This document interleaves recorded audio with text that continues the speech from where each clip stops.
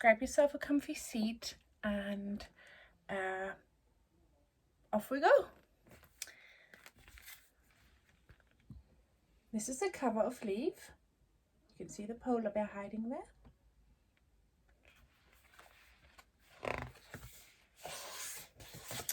And these are the end papers. And you can see all the crows on there.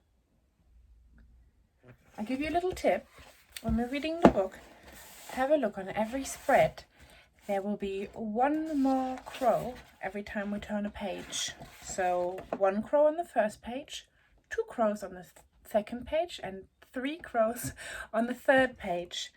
I have forgotten the maths, but I think it's 78 different drawings of crows across the book. So lovely.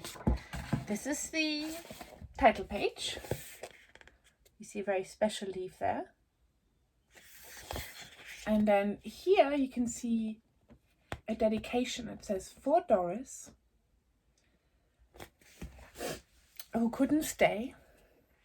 I still see your green eyes in all the leaves." And this is for my mum, who had green eyes and who passed away when I was about 16. Deeper meaning resides in the fairy tales told to me in my childhood than in the truth that is taught in life. And that's a quote by Friedrich Schiller, who was a German writer. Let's begin. Crow saw it first, the strange white creature carried upon the dark waves towards the shore.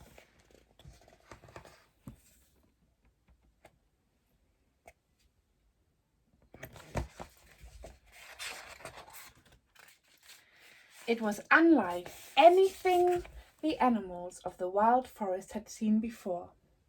It made its home in the old overgrown cave on the hill. No one had lived there for as long as they could remember, and no one dared approach now. Stomping around the forest, the creature collected leaves every day. Big leaves and small leaves, round leaves and colorful ones. As he looked around the forest with a searching eye, the animals would flee in fear. They named him Leaf, not only after the creature's odd habit, but because they wanted him to leave. No one, they thought, should have to live in fear. Every day they discussed the stranger, but no one was brave enough to talk to him. A ghost! He's huge. He needs to go. A monster. One day, Fox called out to the other animals as Leaf burst through the forest. He ran very fast and was covered in hundreds of beautiful leaves. They had never seen anything like it.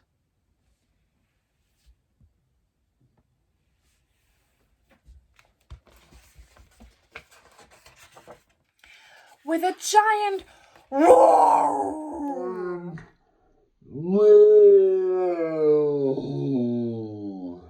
Leaf leapt off the edge of the hill and flew, for a moment at least, before tumbling down into the lake. Soaking wet, the beast stomped back to hide once again in the dark cave.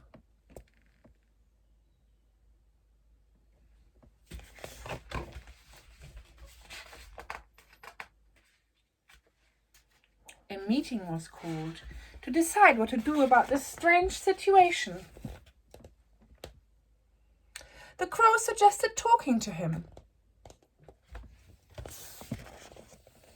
but everyone looked at the ground and shook their heads, so they decided nothing, only that they didn't agree. Let's hear what the crows are saying. He's lost. He looks sad. Let's help. I think he is beautiful. And the other animals say, he is dangerous. Destructive. Have you seen his teeth? A few days passed, and Leaf burst out of the cave again. This time, he didn't stop running at the hill, but ran all the way through the wildwood to the edge of the great cliff. He jumped off and flew. Wait! Wait! Splash!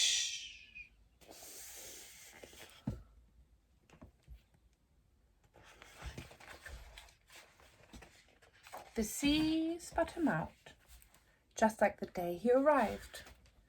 Only now the clever crows decided it was time to talk to the very sad and lonely Leaf. They let him speak, and for the very first time, they all listened.